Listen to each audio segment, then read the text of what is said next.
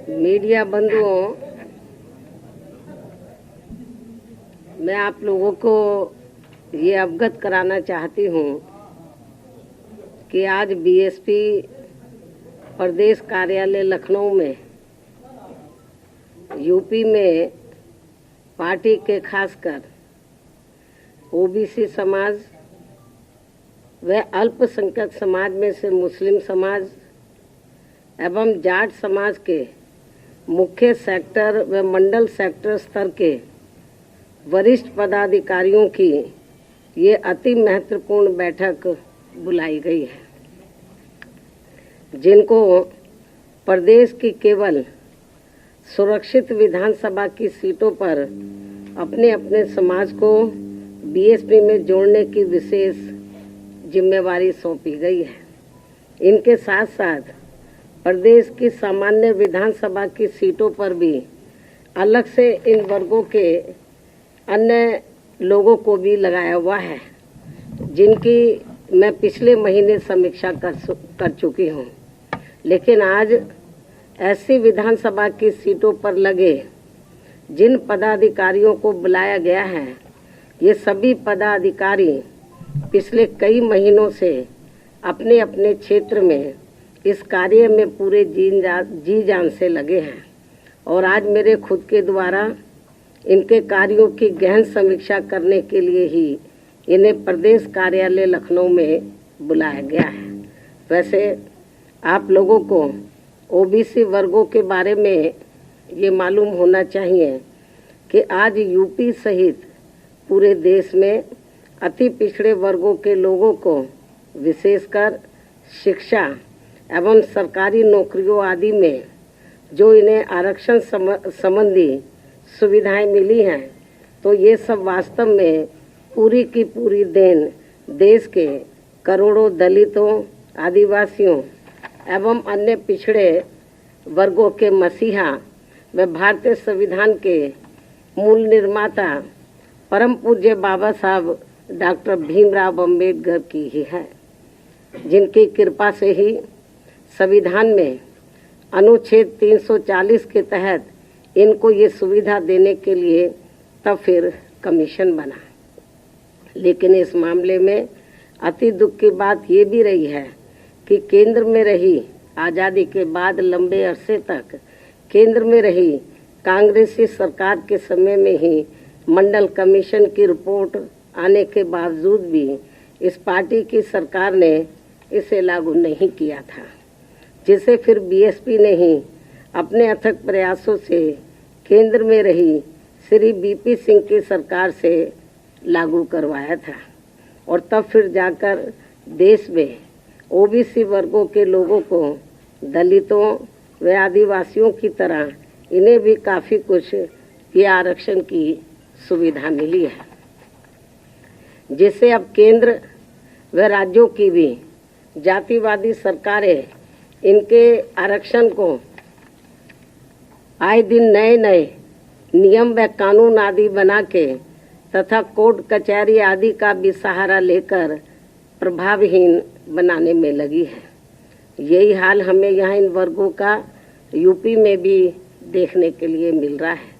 इसके साथ साथ पूरे देश में दलितों, आदिवासियों व अन्य पिछड़े वर्गों के लोगों के साथ हर स्तर पर हो रही जुल्म जाति भी अभी तक पूरे तौर से बंद नहीं हुई है। इसके अलावा ओबीसी समाज की केंद्र की सरकार से जो इनकी अलग से जातिगत जनगणना कराने की मांग चल रही है,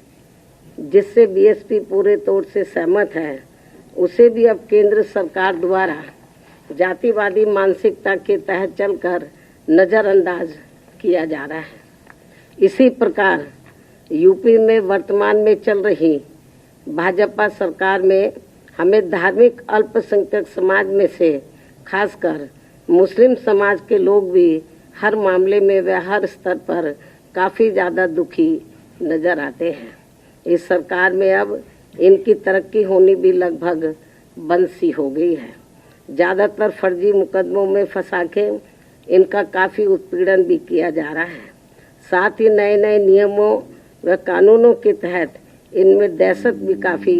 पैदा की जा रही है, जो ये सब मेरी सरकार में कतई भी नहीं हुआ है। ये बात भी सर्वविदित है। लेकिन इससे बीजेपी का इनके प्रति सौतेला रवैया भी साफ नजर आता है, जबकि बीएसपी की रही सरकार में इनकी तरक्की के साथ साथ इनके जान माल आदि की भी पूरी हिफाजत की गई है। इनके साथ साथ जाट समाज के लोगों की भी तरक्की का पूरा ध्यान रखा गया है। इसी प्रकार आगे भी यहाँ बीएसपी की सरकार बनने पर इन सभी वर्गों के हित व कल्याण का पूरा ध्यान रखा जाएगा और इन सब के बारे में प्रदेश में पार्टी के ओबीसी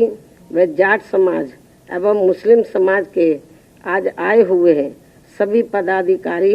अपने अपने समाज की छोटी बैठकों के जरिए ये सब बातें काफ़ी कुछ बता रहे हैं, जिसके कारण इन वर्गों के लोग बड़ी संख्या में पार्टी से जुड़े हैं। अंत में अब मैं यही कहना चाहती हूँ, इस बार चुनाव में बीएसपी की सरकार बनने पर हर मामले में व हर स्तर पर प्रदेश के अति पिछड़े वर्गों के साथ साथ मुस्लिम एवं जाट समाज के लोगों के भी हित व कल्याण का बीएसपी की यहाँ पूर्व में रही सरकार की तरह ही फिर से पूरा ध्यान रखा जाएगा। इस विश्वास के साथ ही अब मैं अपनी बात यही समाप्त करती हूँ। धन्यवाद। आज ब्राह्मण समाज का मैंने पिछली बैठक में संदेश दे दिया था। आज तो केवल ओबीसी समाज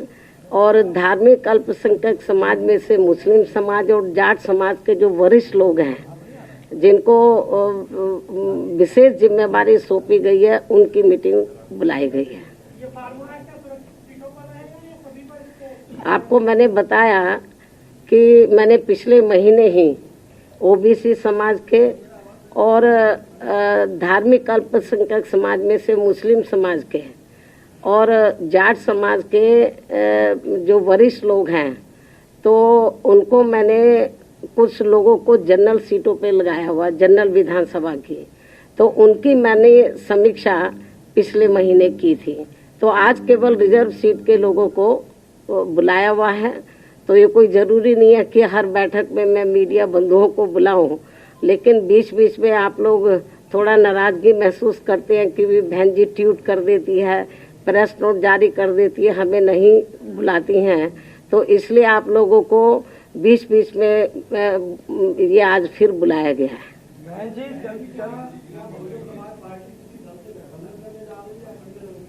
इस बात का जवाब मैं एक बार नहीं कई बार दे चुकी हूँ और मेरे ख्याल जब मैं इस बात का जवाब देती हूँ लगता है आप सोते रहते हैं। मैं कई बार कह चुकी हूँ, आज फिर इस बात को दोहराना चाहती हूँ कि बहुजन समाज पार्टी अकेले अपने बलबूते पर ही उत्तर प्रदेश की 403 विधानसभा की सीटें हैं, सभी सीटों पर अपनी पूरी और दमदारी के साथ चुनाव लड़ेगी और हमें पूरा भरोसा है कि हमारी पार्टी सन 2007 की तरह फिर से पूर्ण बहुमत के आधार पर सत्ता में आएगी।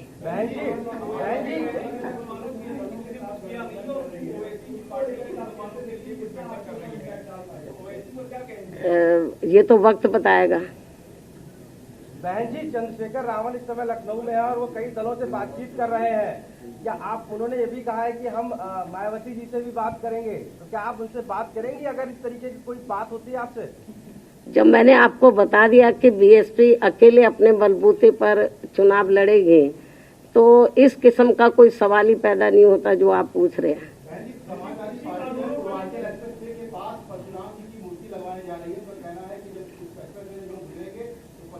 इस बात का ये जो आपने सवाल किया है, इस सवाल का जवाब उन्हीं से पूछे तो ज्यादा अच्छा होगा। अब मैं आप सब लोगों का धन्यवाद अदा करती हूँ। हाँ, पूछो एक एक करके। हाँ, देखो, राज्यसभा के जो 12 सांसदों को जो निलंबित किया गया है, तो ये पिछले सत्र में किया गया था, ये अब शीतकालीन सत्र चल रहा है। तो मैं तो ये समझती हूँ कि सरकार को इतना कड़ा रुख नहीं अपनाना चाहिए, बल्कि उनके साथ बातचीत करके इस मामले को खत्म करना चाहिए ताकि राज्यसभा सुचारू रूप से चल सके।